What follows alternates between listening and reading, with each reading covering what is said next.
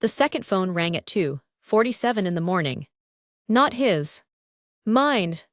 A number I didn't recognize. And when I answered, a woman's voice said, "I'm so sorry to call so late, but I need to speak to Marcus. His mother is being taken to the hospital. I've tried everything and I can't reach him." She said his name like she'd said it 1,000 times. She said it like it belonged to her. I looked at my husband sleeping 6 inches away from me, his chest rising and falling, completely still. "I think you have the wrong number," I said. "But I need to go back.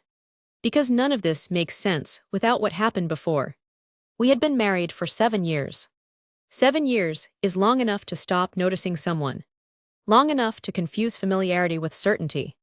I thought I knew him the way you know the layout of your own kitchen. Without looking, without thinking, just moving through it. That's the part that keeps me up at night, even now. Not the betrayal itself. The confidence I had before it. His name was Marcus, so that's what I'll call him here. He was tall, careful with his words. The kind of man who remembered your coffee order and your mother's birthday. He was an engineer, and he traveled for work. That was the architecture of our life. He would leave on Monday mornings and come back on Thursday nights, and the weekends were ours. For the first 3 years, I picked him up at the airport every single time. I used to park at arrivals and stand there with my hands in my coat pockets watching the doors, the way people only do when they're still in the early, grateful part of love. By year 5, I stopped picking him up. Not because anything was wrong. Just because it became easier for him to take a cab, and I started working later. And that's how things erode, not in dramatic collapses, but in small practical adjustments that feel like nothing. Can you imagine sitting across from someone at dinner, not knowing? Passing them the salt. Asking about their day. Sleeping on your side of the bed. And every single thing you believe about your life being quietly, methodically wrong. He worked in the city 4 hours away. That's what he'd always told me. Infrastructure contracts. He'd show me pictures of job sites sometimes, concrete and rebar and men in hard hats. I never had a reason to question it. I never looked closely at the pictures. I never asked which streets they were on. I want to tell you something about how it felt to be with him before I tell you the rest. I want you to understand what I thought I had, because that's the only way any of this makes sense. There was a night, maybe 2 years into our marriage, when we were sitting on the back steps of the house after a dinner party and everyone had gone home. It was late August. He pulled my chair next to his and put his hand on the back of my neck, and we just sat there in the dark for a long time without saying anything. That kind of quiet, the kind that doesn't need filling, felt like the whole point of everything. I built a life around that feeling. I made decisions based on it. That version of him was real. I have to believe that. So, the phone call at 2:47 in the morning. After I hung up, I lay completely still in the dark and listened to him breathe. I didn't wake him. I don't know exactly why. Some part of me understood, even then, that what I did in the next few hours would determine everything. If I woke him up, he'd have time to build a story. I didn't want him to have time. In the morning, I watched him pack his Monday bag, the same dark duffel he always used, and I kissed him goodbye the same way I always did, and I waved from the doorway, and then I went inside and sat at the kitchen table and didn't move for almost 20 minutes. Then I called his office. Not his cell. His office. I had the number from years ago, stored in my phone from some forgotten errand, and I used it. The receptionist answered, and I asked to speak to him. There was a pause. And she said, "I'm sorry, he no longer works here. No longer works here." I asked since when. She said almost 2 years. I put the phone down on the table. Not hung it up. Just set it down very gently like it was something fragile. 2 years. He had been leaving this house every Monday morning for 2 years, and driving somewhere that was not his job. 2 years of Thursday night arrivals. 2 years of calling me from the road.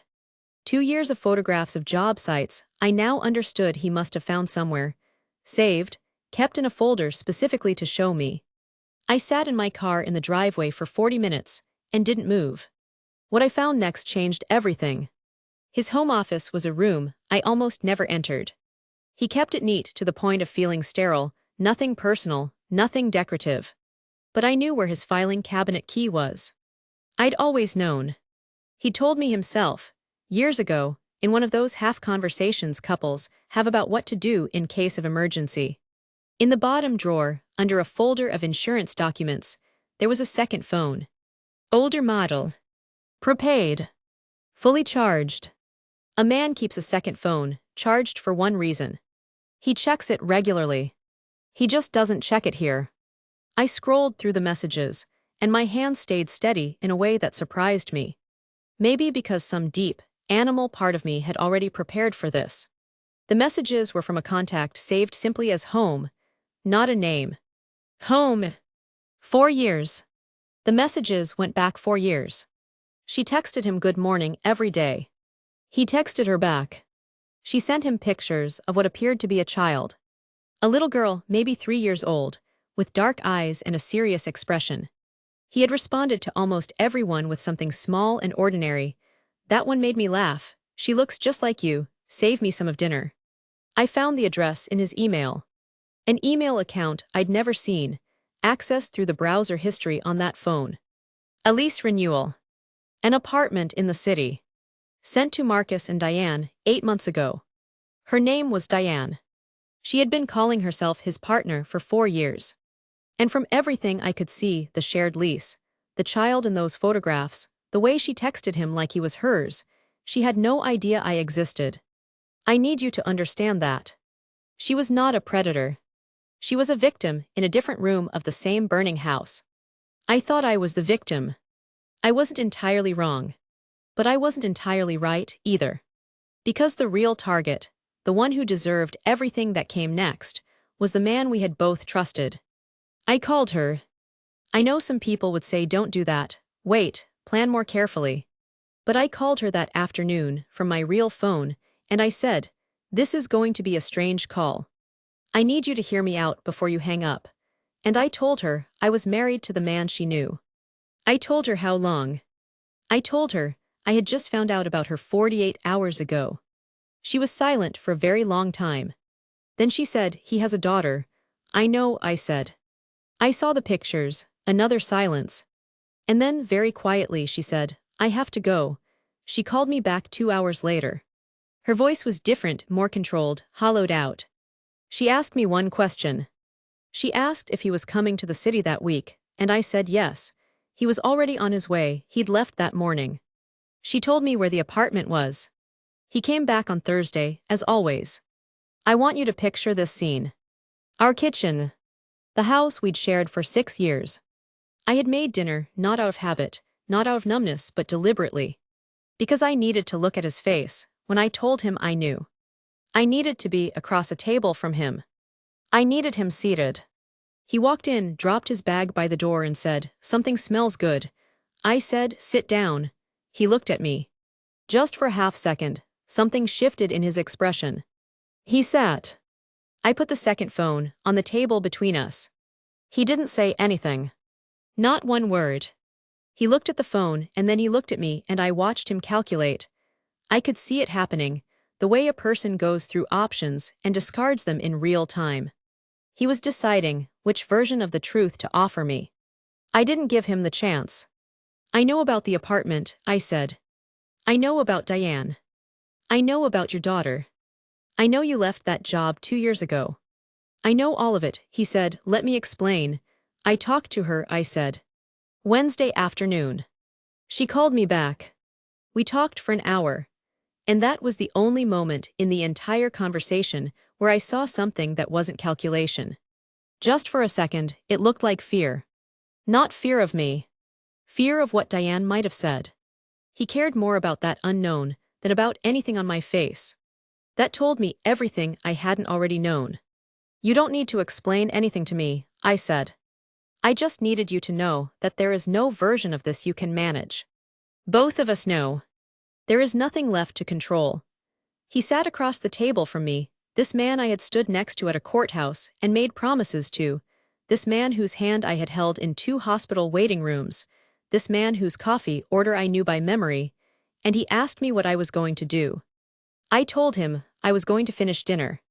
And that after dinner, he needed to be gone. He left that night. He called 3 times from the driveway. I didn't answer. What happened after that took about 4 months to finalize. Diane and I spoke several more times, carefully, practically. She didn't owe me anything and I didn't owe her anything, but we had shared an impossible situation, and we were both trying to navigate out of it. And there was something in that, something I didn't have a word for. Not friendship. Not quite. But a mutual recognition. We had both looked at the same man and believed him completely, and neither of us had been foolish. We had just been deceived by someone who had made deception the full-time work of his life. The divorce was not complicated. I had the documentation. I had the second phone. I had the lease with his name on it. My lawyer said it was one of the more organized cases she'd handled, and I told her that's because I had 2 weeks between finding out and filing to make sure I had everything I needed. She looked at me with something I recognized as respect. He tried once, toward the end of it, to tell me that he had loved me, that both lives had been real to him. He said it like it was a comfort. I told him that I believed him, and that it didn't matter. What mattered was that I got the house. I got the accounts that were in my name. I got the years back that I could still use, not the wasted ones, but the ones ahead. And I got out without spending another day of my life inside a story that had never been entirely mine to begin with. I changed the locks on a Saturday, put a new doormat on the front step, made coffee in my own kitchen in a way that felt, for the first time in a long time, like something belonging only to me. I think about Diane sometimes. About her daughter, who will grow up knowing her father in pieces. The version he chooses to present, the version the court requires, the version she'll eventually construct for herself when she's old enough to ask hard questions. That little girl didn't ask for any of it. That's the part that sits with me longest. As for him, I don't know exactly where he is now. I know the apartment lease wasn't renewed. I know he moved somewhere. I heard through someone mutual that he's trying to be present for his daughter, which is the right thing, and I have no opinion on the rest of his life. What I know is this. That call at 2:47 in the morning, the woman who didn't know she was calling the wrong wife, was the moment my real life started. I didn't know that then. I thought it was an ending. I sat in the dark and listened to my husband breathe and felt the floor tilt under everything I'd built, and I thought, this is the worst thing that has ever happened to me. I wasn't wrong about that. But the worst thing and the most important thing can be the same thing. I know the layout of my own kitchen now. Not because I stopped looking. Because everything in it is finally, completely mine.